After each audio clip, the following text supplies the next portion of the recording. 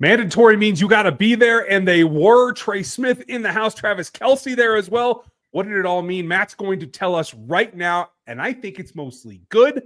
Let's get after it. Here, welcome to Locked On Chiefs.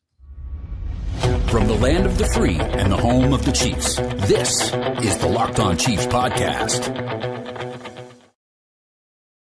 Welcome in, friends and neighbors. Keep Chiefs Kingdom around the world. Welcome back to Locked On Chiefs, part of Locked On Podcast Network, your team every single day, everywhere. And this is our normal midweek meeting with our man on the ground, Matt Derrick, editor-in-chief of the Chiefs Digest website, you guys know, and the Chiefs Digest podcast here on YouTube, as well as the 41's The Mic podcast. You can see roughly over here, just a little bit to my side. We appreciate him joining us. We appreciate you joining us. Make sure you like and sub and do all of that, because we're always here for you every day, all the time, on every platform. And if you're hearing us and you're not seeing us, go to YouTube. If you're seeing us and not hearing us, go to audio, because it's always there as well. Our everydayers, you guys know all that, so thanks for listening again. You make it worth it, but you can get more, just like the rest of the everydayers, at our text line at 816-357-8781. I'm Ryan Tracy.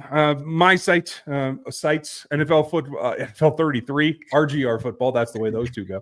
And then Rogue Analytics. You know me. You know Matt, because you are a regular viewer. Matt is always here. We're going to give you day one takeaways from the man himself. Before that, Travis Kelce, what he looks like, how he got here, and what minicamp means for him. But we start with the big news of the day, Matt. I was starting to get a little bit nervous, but Trey Smith is in the house for day one of mandatory minicamp. There's been a lot of talk back and forth. My question to you is, what did this mean that he was available and participating on day one? Yeah. I mean, I'm not sure we can totally know what it means yet. I mean, there's a few things that we can probably glean from it. I mean, one for certain is that Trey Smith's a good teammate. I mean, that's what you're going to know if Trey Smith showed up, that was a big part of it. Because let's face it, I mean, the fine for him not showing up is pretty insignificant. It's only $104,000. Hey, that's a lot to me. It's a lot to most of you. It's less than 0.5% of his $23 million contract for this season. And then when you put it in the context of what does a $100,000 fine mean versus a 5-year deal, $100 million, $50 million guaranteed, something that he may be in the ballpark of, it's insignificant. So, you know, there's a lot of reasons why that Trey Smith doesn't have to be here. The fact that he is here, I mean, one, I think it obviously tells you what his attitude is. He wants to be in Kansas City. He wants to be around this team. He wants to be doing his job. Now, the other question is that, you know, even though both sides, the Chiefs and Trey Smith's camp, have gone radio silent as far as the negotiations go, and we really don't know where they are, other than, you know, what we've been left with, which is that, hey, something will get done this spring. There are 3 days left in spring. But I certainly get the sense that if these two sides were miles apart, Trey Smith wouldn't be in camp. You know, remember when Chris Jones and the Chiefs were miles apart, he was not in camp. So that's at least my sense on it, is that if these two sides didn't feel that they were close to something, or that something was going to get worked out. And I mean, hey, you know what? Accepting that maybe he plays with the franchise tag might be one of those things that they just work out. But I certainly don't think that it's a good sign, and shouldn't hold a cloud over anything about Trey Smith in 2025. I certainly hope that's the way. I hope that they can work it out. They have roughly 28 days to get that done on a long-term deal. The fact that you're here is some goodwill. That can also foster maybe some new talks, right? Maybe they have been having some discussions behind the scenes, but either way, Trey Smith being there helps. And I think it helps more than just he and Juwan or he and Creed, just understanding the buy-in, I think, especially for rookie Simmons coming in. You have Kingsley Suamati making the change to guard, competing, quote unquote, with Mr. Caliendo. I think his presence gives the O-line group its feeling of being intact, and as you said, pulling together as a unit, because come kickoff week one, you need your 5 best out there no matter what. And I think that's what it comes down to. Are there other things that we can take away from either internally for the players or for the coaching staff of what that means? Yeah, I mean, I thought there was a lot of things that you could kind of take away from today and maybe have some questions about, but at the same time, I think it tells you where that this team and its offensive line is. And may tell you just a little bit about the health and where everybody is as well. Pretty notable that Trey Smith's not there for OTAs, except I think he took almost every single, maybe every single rep with the ones at right guard. And hey, this was the first look, is what the Chiefs call it. So they did let some season ticket holders in and some fans in today, which is why we get to loosen up a little bit of the reporting rules. So you're going to hear some things that maybe you didn't get to hear during OTAs from us. And being able to observe it. You might even hear from some season ticket holders who are going to tell you what they saw out there today. Might be some of those tweets out there. But, there was a lot of rotation. But some things did not rotate. Trey Smith at right guard, one of the things that did not rotate. Creed Humphrey at center, no rotation there. But, what you were able to see, and I think Kingsley took most, if not all, of the snaps at left guard as well. But with Trey Smith being back, it meant that Mike Caliendo was taking all of the snaps with at left guard with the twos. So now, those two guys being in the quote unquote competition, or at least Caliendo being your backup, if you're not feeling good about Kingsley, they're at least both getting reps at the same spot now. And it's not where Caliendo's working for Trey Smith at right guard. They're both working at left. I think I'm surprised that you and I did not take reps at left tackle today, Ryan, because it seemed like everybody else was. Jalen Moore mixed in. Josh Simmons took probably the plurality, maybe even the majority of snaps, but I think it was probably more like the plurality. I'm not sure he took 50%. But he probably took more than anybody else. Wanya even took a few snaps over there in the final period. Wanya took a pretty good amount. From what my eyes saw, Juwan Taylor was out there for the first period of 11 on 11, and then I think Wanya took the rest of those snaps until the final period, and then Wanya went over to the left side. Ethan Driscoll took some snaps out there at both spots. So, like I said, I mean, there's a lot of rotation right now, and some of that is just what the Chiefs do. I mean, they want guys to be ready to play. I don't think there's any doubt. I mean, who's going to be the starter left tackle on day one? It's going to be Jalen Moore or Josh Simmons.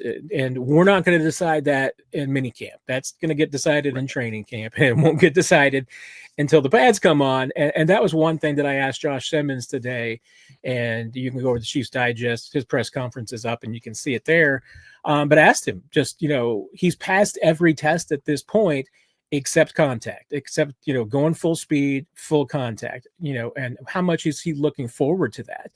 And he's like, hey, I've been wanting to do that since day one. I mean, he's been wanting to get out there and show and see what he can do.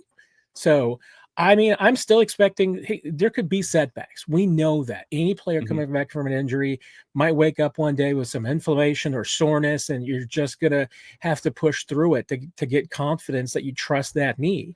But, I don't know if any of those tests and barriers are going to come to Josh until you get to the part where the pads come on and you're playing for real. And it's not just footwork and speed, but it's power, because that's what he needs to be able to prove. And he's got that power. He's got that base to be able to use his strength, to use his reach. That's going to be a big part of it. Yeah. It'll come down to him stopping a man who's trying to make this roster across from him. We won't know that for weeks, folks. So we're going to glean what we can. We're not going to get too excited. What we are going to get excited about is old Travis Kelce decided that he was going to be back for minicamp. He looked good by my estimation. We're going to get Matt's opinion coming up next. Did you ever open your bank account and wonder, where did all my money go? Between dining out, online shopping, entertainment, it's easy to lose track. And that's where Monarch Money comes in. It's your personal CFO, giving you full visibility and control over your finances. Monarch Money isn't just a budgeting app. It's a complete financial command center. You can track all of your accounts, investments, spending all in one place, so that you can stop managing your money and start building your wealth. Everything is in one spot. It's super convenient. You don't have to do multiple apps. You can go one place and get everything done that you need to know for your finances. Take control of those finances with Monarch Money. Use our code LOCKEDONNFL at monarchmoney.com for 50% off of your first year. That's monarchmoney.com, code LOCKEDONNFL, all one word, for half off your first year. Now, folks, check out more from Matt at ChiefsDigest.com. Chiefs Digest here on the YouTube platform, and 41 is the mic, the podcast. Don't miss any of that. Now, I have been called a circus performer in the past, Matt. I do not shy away from that. But I took a look, and you learn to glean a couple things from a couple glances. One thing that I did not see is somebody that looked like all of a sudden he was Mr. Skinny. There's been a lot of reports about Travis Kelce dropping 25 plus pounds. I didn't see that. How did you take in the visualness that is Travis today? Yeah, we were pretty far distance most of the time. I mean, the one bit of video I was able to get from the tight ends, I had to shoot through the wide receivers and past the quarterbacks. So it looks maybe a little bit like it was smuggled out of Arrowhead, but so you can maybe judge for yourself when you get to see Travis. I thought he kind of looked like Travis. I mean, did I all of a sudden see a guy that, just looks skinny as a rail? No. But has he traded some beer calories for muscle? Maybe that's the difference. I mean, hard to say. I mean, I've never thought that, Travis had anything that you would call fat on him. So where he was going to lose 25 pounds, I'm not entirely sure. But hey, maybe that's the case. Maybe that, just hitting the weights a little bit more this year. Maybe he's changed the diet. We're going to be talking to Travis on Wednesday afternoon. So we're going to get to find out, what his offseason plan was, where he kind of is weight wise. And, and he has kind of, varied in weight before and everything. I mean, he's as on my recollection, I think he's played as fat, as high as 265. He's played as low as I think 240. And if, and the truth might be somewhere in the middle. I mean, it could very well be that, Travis has been playing maybe closer to 265. Now he's maybe playing closer to 240.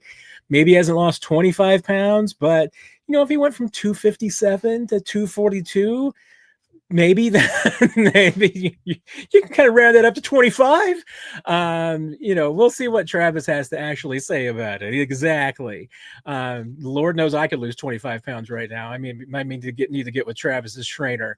So we'll see. But I thought, on the field, and I feel bad for Travis because our shooting period is really short. And like mentioned online, Travis was in France on Monday for an event and arrived back in Kansas City early Tuesday morning. I mean, with that kind of jet lag, I'm surprised he was on the field at all. But he did drop the pass on the one portion where I was getting to shoot video of him.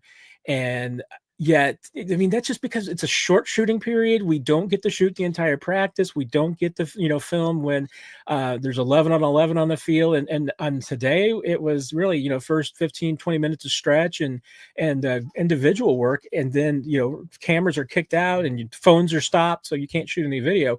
I get the one time Travis drops a pass and everybody thinks, well, that's Travis. Like I said, I mean, probably a little jet lag, but the rest of the day, he was pretty much Travis. And there was a play during the 11 on 11 session. It was the first play after they had run 7-on-7 and they'd gotten back for the last team period. And Patrick Mahomes threw a ball that I think just basically teleported through Jalen Watson and Shamari Connor into the hands of Travis Kelce, because I have no idea how it got past those two guys, other than the fact that Patrick Mahomes threw it at 70 miles an hour and Kelce just hauled it into his big soft hands. So that's, to me, looked like absolute, classic Mahomes and Travis.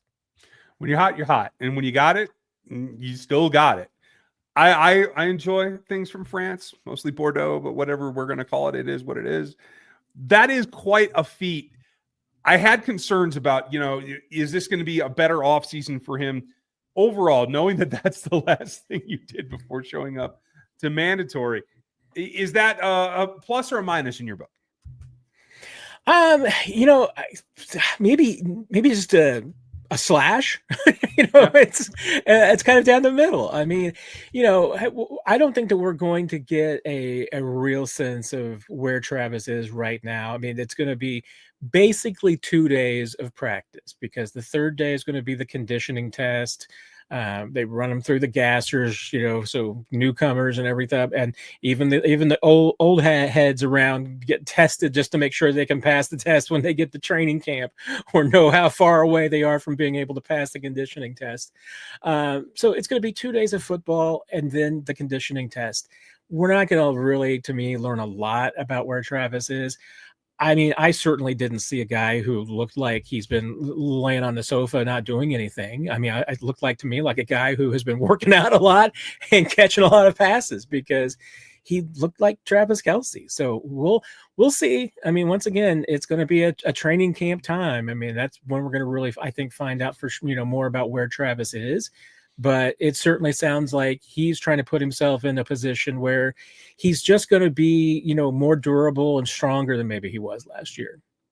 Well, there's a lot of things that you can take away with a grain of salt. We're going to do that. And what I really want to know about is one particular tight end that isn't Travis Kelce. That's coming up next.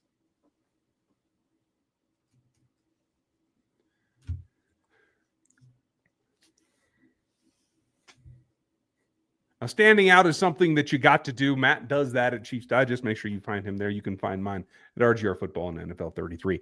Matt, we didn't script what we were going to mention here in these smaller takeaways, but I have one that came to mind as I was watching your video. Jay Briningstool not participating in full today, in a hat, not a helmet. Got a sleeve on. I believe he had that last week, though, so that's not necessarily new, correct? Correct. Yeah, we don't know the exact nature of the injury, but I'll add this too. I mean, one, we know this is the time of year for soft tissue injuries, and they can be of varying degrees. And if it's anything that could even be borderline on significant, teams are going to take pretty cautious routes. So we'll see if Andy Reid talks about any of the injuries on Thursday. I'm anticipating that he's probably going to take the option to say no, since teams are not required to talk about injuries this time of year. It's disappointing, but at this point, we have no indication that it's anything serious. And along those lines, the only player who was not on the field at all in any way on Tuesday was Trey Watson, young tight end. Also another undisclosed injury, but he's working on rehab right now. Wasn't even on the field. The fact that Briningstool is on the field watching practice is usually a pretty decent sign, because it usually means that the guy is not having to go through rehab during practice time, or isn't being told to stay off his feet and make sure that he's not doing anything he shouldn't. I love that. The tight end group is a little bit beat up. I do believe I saw Wiley walking around, but again, not doing a whole lot. Is that what you saw as well? Yeah. Now it's a couple of practices now where he's done and participated in stretch period, but he's got a pretty bulky brace on that repaired knee. And, once again, I'll be really surprised if he doesn't start training camp on the PUP list. We'll see what happens, but he still appears to be a little ways away. And that's why, the tight end was one of the positions the Chiefs had in a tryout basis. Old friend, Jaquarius Spivey, who was with the Chiefs last year, back in a tryout for this mini camp because they are short of tight ends. He caught a pass today, so I had to put him to work immediately. Yeah, evidently. Hey, welcome back. Go get out there. What else stood out to you that you can divulge to us? I know it's not everything, but takeaways that caught your eye. Yeah, and at the last of the OTA practices that we got to see, there was one more on Friday that we didn't, but the one on Thursday, defense really dominated. A lot of defensive plays really stood out. A little bit more of them, but it was also a practice where it was ones versus twos. So it was a lot of maybe the ones making some plays against the twos that really stood out. This was more ones versus ones, twos versus twos in those periods. And the offense had a better day. And also I think is notable, even though it wasn't a lot, because Hollywood's still a little bit limited. I'm not entirely sure. It doesn't appear that there's any concerns about the shoulder, or, if there's anything else that they've just been backing off Hollywood. He has not been participating in every OTA as well. But he was the only one that wasn't really used a lot. He was kind of sprinkled in on the team periods. But remember, this is basically, outside of maybe a few snaps last year before Xavier Worthy tweaked his hamstring, the Chiefs have never really had Xavier Worthy, Rashee Rice, Hollywood Brown, and Travis Kelce on the field at the same time. And they were able to start doing that a little bit today. And when you see that, I mean, it starts to get the vision going and the imagination going about what this offense could be. And, And Hollywood told us on Tuesday that this is, to him, the best receiver pass catcher group that he's ever been a part of. And, that's, and now, do we hear the same thing like last year? Yes. And what kept them from doing it? A whole lot of injuries. They need to stay healthy, and Rashee Rice needs to be healthy. But right now you can see those elements are together. They're kind of coming together. And there's one thing I do want to mention on the defensive side, because this was my takeaway from day one. The offense would not have had as good a day if the pads were on and contact was allowed, because Trent McDuffie was simply everywhere. I wrote down 4 or 5 plays where it's like, I wrote down that there was a completion, but I wrote it down, McDuffie was there. There were plenty of catches today that would not have been catches in a live action, because McDuffie was in place to either break up the pass or knock it down or just absolutely destroy someone. But he pulls up because this is a non-contact practice and he's a veteran, so he's not going to do that. But he's had a really good offseason, but I think this might have been his best practice of the entire time. I mean, he was just absolutely everywhere. And, once again, I mean, it goes back to interceptions are nice. They don't tell the whole story. We've seen Noah Williams with, 2 or 3 interceptions now, and yet the coaches will tell you, hey, he's swimming a little bit. I mean, he's got some work to do. I think Brandon George, undrafted linebacker, I think he's had an interception in pretty much every media open session, and he had one today. I mean, it gives me a lot of optimism for the kid. And he's one of my guys to watch going to training camp for sure. But big plays and non-plays don't always tell you the whole story. It's just what you see in the little bits, and that's why today the little tiny details of it, really, those were the details that told the story about how good Trent McDuffie looks right now. And that's where it always is. That's why you watch the film, folks. We'll do more of that as we get closer to training camp, et cetera, et cetera. Matt, thank you for being our eyes out there. We very much appreciate it. And thanks for taking the time to fill us in. Always a pleasure, Ryan. Take care, my bud. Have a good one. Folks, you do the same as well. Make sure you check out Matt's outlets as well as mine. We're going to be back here as we always are, back and forth 5 days a week. Don't you worry. We have more of Mandatory Minicamp coming up. Thanks for listening today. We'll catch you tomorrow.